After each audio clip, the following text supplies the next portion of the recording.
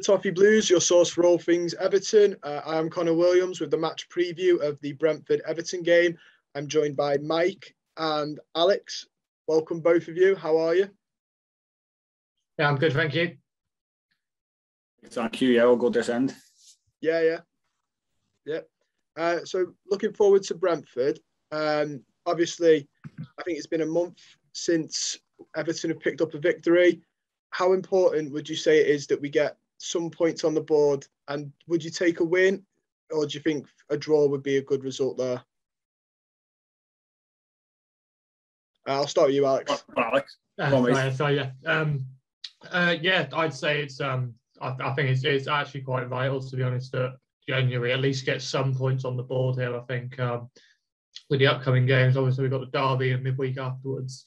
I think it could be, hopefully a bit of a confidence boost going into that if we can, maybe just snatch a win. I know Brentford haven't been in as good a form last few games as they maybe started the season. So as depleted as our squad is at the moment, fingers crossed we can try and take advantage and try and get a bit of confidence going. Mike? I think we're 2 months maybe without a win, which is even worse than obviously the month. So it sounds horrific, obviously, on when you look at it on paper, and the games that we've not picked. We've not picked 3 points up from, but most definitely. I mean, I think you've got to be looking at just getting something from the game. It's that easy, really. It's obviously when you look at the fixtures at the start of the season, you earmark this game as 3 points, or you should do, in my opinion. Obviously, injuries have got to be taken into account, suspensions, obviously, to Richarlison. And I think we just got to see some kind of positive results, whether that be a point, whether it be 3 points. We know we're going in there with a depleted side yet again. Whether we get a couple of players back in remains to be seen. But it's a place where if you look at a team that you don't want to face, for me, because of what attributes they've got, and you look at our side, I think Brentford with the pace and the power, speed, they're a nightmare, absolute nightmare. So, as I say, with our injuries and suspensions, it could be a tricky night for us, to be honest. Yeah, I'm not looking forward to it. We spoke to a fella from the Be Sotted podcast the other day, and he was saying that they've got their fair share of injuries at the minute. But I don't think he realised just how depleted our squad was. I asked him who he's more worried about, and he said Calvert-Lewin and Damari Gray, and I was like, well, you're in luck because neither of them will be playing. Getting onto the injuries, though, because I think that is a big talking point for this week. I mean, I know we've always had our fair share of injuries, but it just seems to be going from like bad to worse here, especially with, obviously the fitness and the medical staff outgoings and incomings. I mean, how does Benitez, is this Benitez? Is this a lack of depth coming back to bite us? What do you think is the best way forward with the injuries we've had? I'll start with you, Alex. It's just like you just don't seem to be able to catch a break at the moment. I mean, the Gray one in particular against City is just the most unfortunate thing going. Just pulls up. I saw today it's not quite as bad as first fit, hopefully. So even if he's not fit for Saturday, hopefully fit going forward after that. But it is just. I think there's elements of all sorts in why it's such an issue at the moment. But as you mentioned, their squad depth, I think, is really coming back to bite us now, and the lack of quality in options if our first choice players get injured. I think first team wise we're not actually that bad, but once one or two key players start going, we really start to look a lot weaker. And at the moment, I think we're really starting to see that. So it's really not ideal.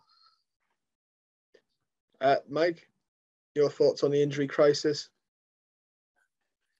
It's a nightmare, isn't it? But it's nothing new. It's not as if it's a case of, it doesn't happen every year, because it does. We've seen it too often. Our injury record, I think, is appalling over the last few years. And even when we've had bigger squads than we've got now, and a little bit more depth, you could argue, it's still never been great. And I think, obviously, the departure of Danny Donaghy has probably been the fall guy for injuries to major players and setbacks that they've had. Dominic Calvert-Lewin being the main one out of all of those. But I think that we can't really apportion blame to the manager. I don't think he's trying to address the situation in bringing in his own people to the club a sort of fitness side of things and physios, etc. But yeah, it's difficult. We knew outside of our sort of start 11, maybe 12 or 13 players, we struggle for actual quality within that squad. And we knew a few injuries and we're down to the bare bones, but the injuries aren't just the players who are, slightly replaceable. It's players who are mainstays who aren't replaceable. Yeah, I agree. The more worrying one, I think, I don't know if it's been confirmed, but there were reports last night bobbing around that Alan might be out as well now. I've not seen anything confirmed from, sources other than the hearsay on Twitter, but that's another major miss for us. Getting on to Brentford, like Alex said, they've sort of slowed down from the amazing, the amazing win over Arsenal at the start of the season. But they're still getting goals and they still look a threat. I think their draw against Newcastle, a sort of an unlucky one when you look at it, and a couple of other games I think they should have won. How much of a threat are these, especially at their ground, their new ground, and their fans have been waiting, easily 2 years to see them back in the Premier League? Start with you, Alex. How tough is it going to be for us? Yeah, I think they're the type of team that just love to take points off us. Like, there's always one that seems to be every year that comes up, fresh, exciting side, and we always seem to struggle when we go there, whether it be your Leeds or your Wolves or whatever. And I think this year it's Brentford's turn. And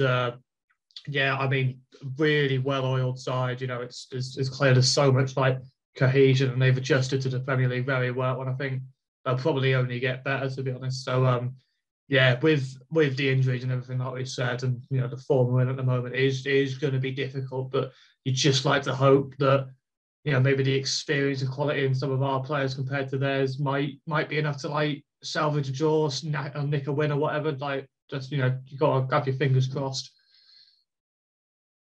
Yeah, Mike, how tough are you expecting this game to be for us? It'll be tough, if we go there with a full squad, then we should be winning the game. It's that simple. We aren't going there anywhere near a full squad, and that's the issue that we've got. With threadbare, they're aside. They're okay. The form has dropped off. Don't get me wrong. Not as if they're in flying form, but they can do damage, as I said earlier on, because of the pace, the speed, the power that they've got, especially up top. Like you say, new home ground. As much as we're a few months into the season, it's still, the fans, it's selling out every single week. The passion of the fans there to be in the Premier League. Every time I see the game at their ground, it sounds fantastic. It must push the players on a little bit more. And, they're coming up against an Everton side who are in absolutely no form at all. Confidence must be absolutely shattered. And, forget the Man City game, because it's what went before Man City, and it's, the hangover of Watford, I think, is still there. So it's a horrible game, but any game at the moment for Everton's a horrible game, to be perfectly honest. So, we go in there probably fearing the worst, but hoping for the best. And if the best is a point, then we take it and move on to Wednesday to the Merseyside derby.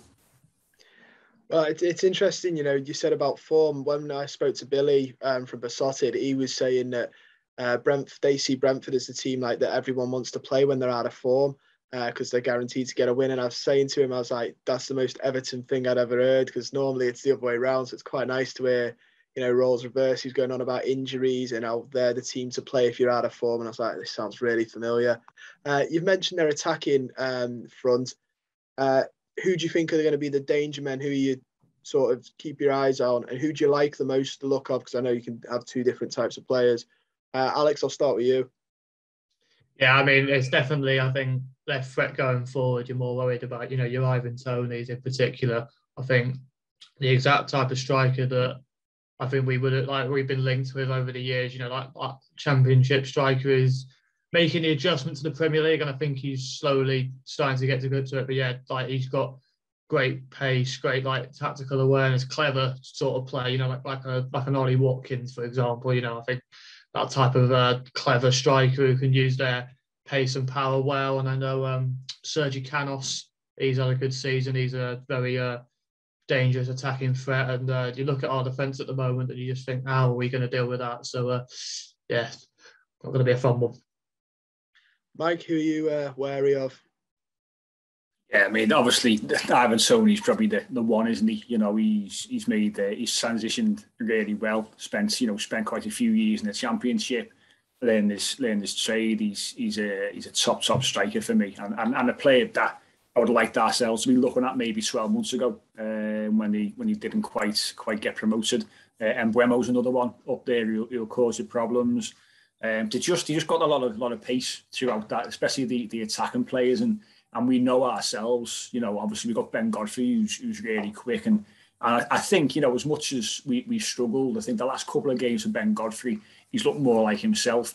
That pace is returning, so that's going to be key on Sunday. But we know Michael Keane's not particularly quick.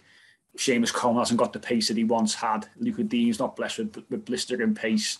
So, you know, if Abdoulaye Doucouré is fit, he could be playing a pivotal part in terms of defensively this time, and using his pace and power to support the centre halves. As much as he's better going forward with the ball and we take a bit away from his game, I think he's going to be used, especially if Alan's injured. You know, he's going to be getting used a little bit more defensively, and he could be vital. But yeah, you know, the attacking players for me are quality players, and it's whether we can do any damage ourselves going forward. And when you've not got Dominic Calvert-Lewin and Richarlison and potentially Demarai Gray, I know he has trained today, but you know, if you're going in there with Rondon up top or a Chen Tossen, then, you know, it's not going to be really frightening those centre halves, in my opinion. Yeah, I mean, both of you mentioned the sort of Everton team. We will get on to the, I'll ask you your predicted lineups if you can sort of guess one. It's getting to the point where they're going to pick themselves out of just poor choice. One thing I did want to get your thoughts on with Brentford is their recruitment process. I don't know how much of it you guys know, but they use statistics to basically thinning down the potential targets to about 3 or 4. Then they send the scouts to give them the eye test. And I was talking to Billy about it, and he was saying how the owner hates the phrase Moneyball, but essentially that's how they do it. I just want to get your thoughts on it, bearing in mind recruitment at Everton has come under criticism the last couple of years, but last couple of weeks especially. Mike, I'll start with you this time. It's about structure, isn't it? You know, something that we've been saying for so many years that we needed the club, and we thought we had it, or we were getting it when we brought in Marcel Brands. And I'm not sitting here, by the way, just slagging off Marcel Brands. The issues we got are deeper than one individual. But it's a structure, isn't it? It's a system that they've got, that they trust, that they use. And obviously for them, if you look at how they played in the Championship, and for me, really should have came up the season before when they were beaten, was it by Fulham in the playoff final. They've been close for a couple of years now, and obviously it's worked for them. Now, whether that leads to them being able to stay in the Premier League remains to be seen. You know, they've done okay. We've seen them drop off a little bit of late. Can they go back to what they were doing? So yeah, it looks like it's working for them, which is good. You know, and I'm not going to say I'm envious, because it's probably too big a word, but you know, any club needs that structure to be brought into place when it comes to transfers and recruitments, and for them up to now it seems to be working okay, and they do get a few bargains through the door, and you know, it's great to see them come to the Premier League, play the football that they play, and have a system that they trust. So yeah, let's hope Everton can bring something in that is tried, tested, and trusted in the very near future. No worries, Alex. Yeah, it's just everything we're not, really, isn't it? Like, it's the complete opposite to basically what we've done for the last 5 years. It's just chucking money at anyone and just hoping they fit into some sort of system. It's very like strategic and formulaic almost, and it's clearly been effective, and it's definitely something that you'd think that more clubs are going to adopt, and that hopefully we'd look at something similar in the near future, because I think recruitment's possibly our biggest issue out of the whole lot last 5 years as to why we're in such a poor situation right now. So obviously we spoke about the players. I wanted your thoughts on Thomas Frank. I know he's new to the Premier League, but from what I can gather, the majority of Brentford fans love him. I wondered what your thoughts were wider. Do you think he's a good manager? I'll start with you, Mike. Yeah, yeah. You know, it's the proof in the pudding, really, isn't it? You know, he's been loyal to them. He's obviously stuck with them. He seems a bit of a character. Yeah, I think he's good with the media. Comes across really well.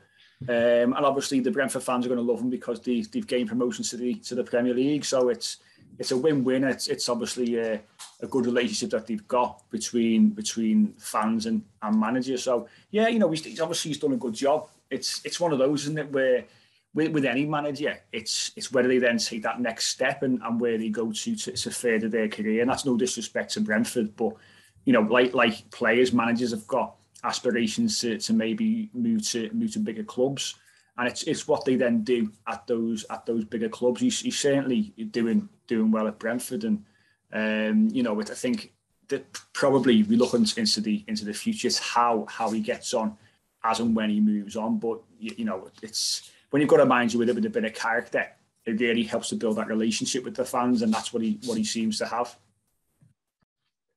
No problem, Alex. Yeah, I think it's it's great when you get when a club gets a manager that buys into the project completely. And I think that this is a perfect example of this. You know, he goes along with this policy we've just talked about of the really strategic transfer approach and stuff. And he, I imagine he puts his own input into some of the players, and then others are bought for him, and he works with what he gets. And I've read about before how he's last season they were in a bit of a poor run of form, and he changed system halfway through. But so the season completely changed it and got them playing well again, and eventually, got them into those automatic promotion places, which is so vital. So that is just exactly what you want for a manager, really, isn't it? Someone he's buys into the project and is not afraid to change things up. You think of your Martinez's and Silvers who stuck just religiously to the system and just kept going at it when it clearly wasn't working. And I think that is just ideal for what you want. And I'm sure Brentford fans must be delighted with him because of that. Yeah, they seem to be absolutely buzzing. So from one manager to the next, Rafa Benitez, the Everton manager, obviously. Let me know your thoughts on his run since this season. I personally think he's probably had one of the tougher runs you could have as a manager. But let me know your thoughts on how it's been going for him so far. Mike, I'll start with you. Thank God he got a decent start is probably the main thing to take away from his time at the club so far. It definitely brought a little bit of favour towards him, and we all knew when he was brought in that at some point we would hit a rocky patch. It's probably come a bit sooner than we thought it would. We certainly would have preferred to go into this tougher run of fixtures from Man City onwards with maybe 4 or 5 more points than we've actually got. Listen, he's been dealt a really, really tough hand. There's no denying that. When you spend £1.7 million and you're bringing in players for next to nothing, that it's going to be a struggle. Certain areas weren't addressed, obviously, because we couldn't afford to do it. And like we said already, the squad is paper thin, and we're always 1 or 2 injuries away from a crisis. So it's been tough for him, of course. I think calls to get rid of him are very, very premature. I think what people expect us to then do if he goes. What do we then do? Who then comes in? They've got exactly the same players as he's got. They've got exactly the same financial situation as he's been dealing with. So listen, it's hard for him. I think at times he's not helped himself.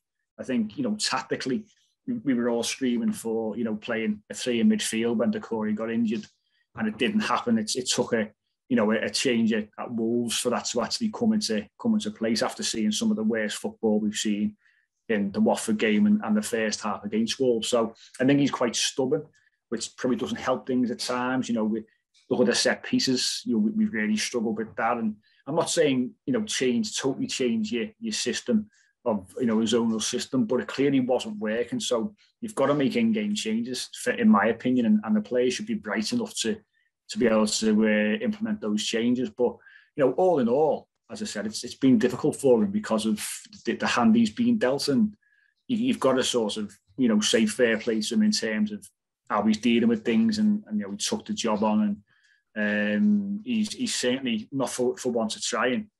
But show me any manager who could deal with the injuries that we've got and what we've had previously, and to the quality of player that it's happened to. But I hope for our sake and his sake, we do turn a corner. We pick up more points than expected over the next seven games or so, and we can we go into the new year in a better position than we're currently in. Alex, how do you feel Rafa's done so far? Yeah, obviously he was always fighting an uphill battle from the moment he came due to the obvious Liverpool links. But I think it's very easy for fans to the second things start going wrong to pin all the blame on the manager. But I think, as Mike just said, like the issues go a lot further than just Benitez, and I think he's. I don't get me wrong. There's decisions he's done that I haven't agreed with, but I do think he's doing about as well as he could with the hands that he's been dealt. And I think, as late as they may be, he has shown that he is willing to change things. Like you said, I think we are already showing differences to our approach to corners. That wasn't so much of an issue against City, I thought. And the midfield is being packed out a bit more with Townsend dropping back. So he is showing will to change because he's going to have to. Otherwise, it will just be Wolves all over again. So I think that's good to see. And it's been about as unlucky as you could have got, I think. And I think he probably realised that coming into the job. I think he must have been told that he had very little to spend, and he was probably going to have to work with pretty much what he had. So it's frustrating for him. But I think, as you say, it's far too soon to start calling for his head already. But fans are obviously going to do that because of the Liverpool stuff. So you've just got to try and look past that, I think. So obviously you both mentioned, the running games and stuff, and it's a bit too soon. He has got, like Mike said, this rocky road's come a little bit too soon, almost. Obviously we've got Brentford Sunday, then it's the derby, then it's Arsenal after that, then Crystal Palace, who seem to be quite good. They've surprised me a bit this season because I thought they'd struggle. Then we've got Chelsea, and then Leicester, who had a rough start again, but Leicester always seem to pick up. And then we get Burnley on Boxing Day. So from now till Boxing Day, the games are coming in, and they're not easy games by any stretch. Realistically, how many points do you think we should be picking up from that run of games? I'll start with you this time, Alex. It's going to be a tough one, isn't it? I mean, I'd be very surprised if he got anything in the derby. Very surprised, but I'm confident that I've been going into a derby for a long, long time. I mean, you look at Chelsea, and that almost seems like a write-off.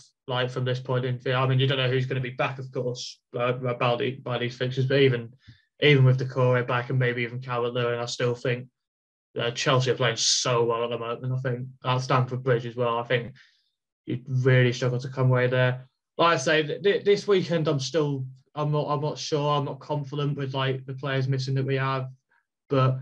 I mean, I could see us maybe getting a draw, if we can, I mean, I don't think their defence is the strongest, but I mean, if you've got Rondon up front, you never know. Yeah, so, but Leicester, again, like you mentioned, not having had the best start of the season either, but you could maybe see us getting something there. But yeah, it's going to be a struggle while we've still got the players out that we do, definitely. Mike, how many points do you think we're going to be picking up from that tough run we've got?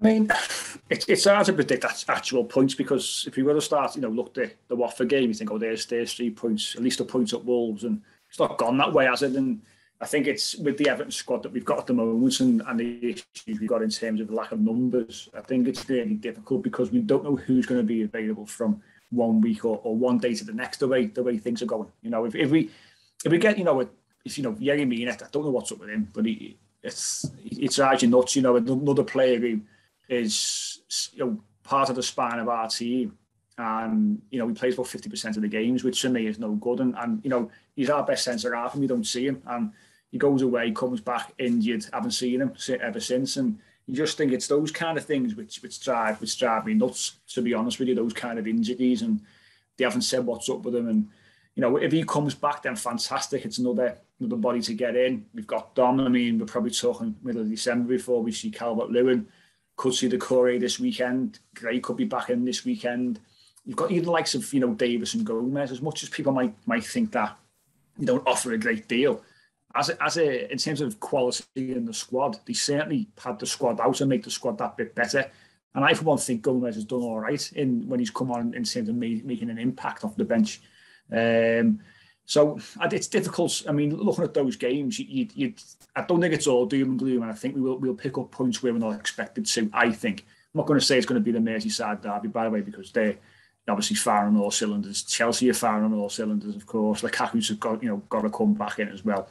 But other games, the likes of Brentford, there's a chance. Burnley, certainly there's a chance. Leicester, Arsenal, there's a chance in all those games. It's not a case of write them off, because at the end of the day, we get a couple of players back in. We're a much better side. So I think there will be points picked up a lot over the next sort of 6-7 games. And I think there'll be a surprise along the way in terms of us winning the game that maybe people think that we're not going to win. Yeah, well, hopefully so. I mean, if you can weather the storm after Burnley, we've got a slightly better run of games. I think it starts to go like Brighton, Newcastle, Norwich are in there as well. So if you can just weather this storm and obviously hope that nobody up above him does anything too reactionary, I think he might be onto a little bit of an easier streak in terms of games. We are going to move on to, we'll stick with Benitez, but we'll move on to team news. He mentioned that he's probably going to play Rondon in his press conference today. He said, we have 2 experienced players in Tosin and Rondon available, and we have a young player in Sims. Normally, these games are better for the experienced players. I just want your thoughts on him, basically saying it's going to be Rondon or Tosin before Sims, and added in with the rumours that Dobbin isn't very keen on signing his new contract. Is there a clear way for young players to progress to the squad? I'll start with you, Mike. It's difficult with the younger players in terms of what the expectations actually are of fans. So if you start to Ellis Sims or Dobbin or whoever it might be, and then it's sometimes the fans put them on this pedestal because of the crap we've got, in terms of the likes of Rondon and Tosin, who's going to be off in January. He's got no knees and things like that. And you think, well, what's he going to do? He's not played for God knows how long. Rondon's really struggled to get up to speed. And the funny thing with Rondon is, you look at his goal scoring record in the Premier League, and it's half decent. He scored one in like 2.5 games, which is not too bad. So he's not a poor player, but it's a transfer which has not worked out because he's been overly used when, ideally Don would have been fit and we would have seen him for sort of 5 or 10 minutes at a time to get his fitness up. But the concern is we're not seeing an improvement in his performances, even when now he's obviously at full fitness. So I understand what the manager's saying, and I get the fact that he's probably not, we're in a little bit of we're in an awful run of form. So is he going to want to throw the pressure on the kids to get us out of that poor run of form? And then, as I say, the fans put too much expectation on the shoulders. I don't know. I mean, I'd love to say throw Ellis Sims on and he scored one and scores 2 and the rest is history. But we know these things don't always work that way. And with youngsters, ideally, you want to be sort of gradually bringing them into the side. I think the biggest concern, like you say then, in terms of contracts of Lewis Dobbin doesn't want to sign it's been offered to him and he's yet to sign a new deal. It's, is he looking at the club and thinking, well, if I sign a 2-year contract, where am I going to be in 2 years? I'm going to be playing for the 23s and might be in the squad now and again, the first team squad. So is there a route way there? Possibly not. There might be in 12 months, maybe, if they sort things out. I know there was an article this week in The Athletic about, changing the system in the 23s to match that of the first team. So that for me is what should have happened all the way through. Every team at the academy up to 23s, up to the first team should be playing the same system. So if they're called upon, they know exactly what their role is. So that's a positive change, but it's going to take a manager with a little bit of bottle to sort of throw the kids in. And whether Benitez is that manager, I don't know. But I do feel for the kids because I think they've got quite a bit to offer. I think they can certainly bring something different. I was always against bringing the kids in too soon, but we are what we are, and when you've got options like Rondon and Chen Tossen, who are not particularly mobile, then what harm could it do to give a kid sort of 60 minutes for me? But as I say, I think expectations of the fans, I think the fact we're in such a poor run of form is probably meaning the manager's going to try and play it as safe as he possibly can and go with sort of tried and tested players that have played a lot more Premier League football. Alex, what are your thoughts? Yeah, I get why it's frustrating for fans, because obviously Rondon hasn't offered anything really in the games we've seen him in so far. So the obvious thing just seems, we'll give someone else a go, and especially if you've got a young promising player like Ellis Sims. But I think there possibly is more to it than that. I mean, Benitez sees all these players in training, and he's got more time to appraise them than we do. And he'll see different things to us than us as just fans as well, of course. But It is like, it's a tricky decision. I mean, it obviously looks very likely he's going to start London this weekend, but yeah, I don't know. It would be nice to see Sims given a go and at least maybe get 20 minutes on if things aren't going great. If he either replaces London or just chuck another striker up there and look for a goal, because you think it is as good as Brentford have been all right this season, but it's one of the weaker defences in the league, and you think, if there's got to be a chance for these players to play sometime, or they're just never going to develop for us. So, and do you look at that with Anthony Gordon finally getting some minutes last few weeks as well now? You just think if it's either now or never, really, I think. No problem. I'm going to ask you quickly for your predictions for the game on Sunday. I'll start with you, Alex, and then we'll move on to Mike. I don't know. I do kind of think a draw. I'm leaning towards maybe a 1-1 or a 2-2 or something like that. A score draw. I think I can't see us keeping a clean sheet because we can't get any of them for love nor money at the moment. But I'd like to think we can get at least a point on the boards, and I doubt there'll be much confidence gained from that. But a point to point at the end of the day, with the amount of players we've got missing at the moment, wouldn't be the worst shot. So I'll say 1-1. Mike? Yeah, I did the prediction on our show the other day, and I went 2-2. I think it'd be a score draw as well. Both sides defensively probably lack a little bit. Brentford have certainly got players you can hurt, or it's whether we've got players you can hurt them, and it all depends, as I say, on who's fit. And fingers crossed, the Gray can play a part. You can always concern when someone was offered a muscle injury that they come back the following weekend. It's always a bit of a concern when that happens. But maybe he's going to be fit. Let's see. Like it's already been said, it looks like Rondon's going to start up top. So yeah, I think we'll get something from the game. I think it's vitally important. We can't go into the next Wednesday with nothing in the bag from the previous game. If we lose to Brentford by any score, the confidence, which is already rock bottom, goes even further, if that's even possible. And Goodison Park would be a slightly scary place come Wednesday night if we haven't picked something up and the players start the Merseyside derby, the way that we started against the likes of Wolves and ended against Watford, because it's all about confidence. And when players aren't confident in that kind of game, especially, mistakes happen, and it can be a big problem. But yeah, I think they'll get something from the game. I think it's not 3 points, but a point would be helpful and would certainly mean we go into Wednesday with a little bit of hope. I agree. I think it's going to be a score draw. I went with 1-1 personally. That is everything we've got time for today, though. Don't forget to like the video, subscribe to the channel, comment down below your thoughts for the score predictions. Don't forget you can follow Alex and Mike. Their links will be in the description down below for their Twitter pages. And most importantly, stay safe, guys.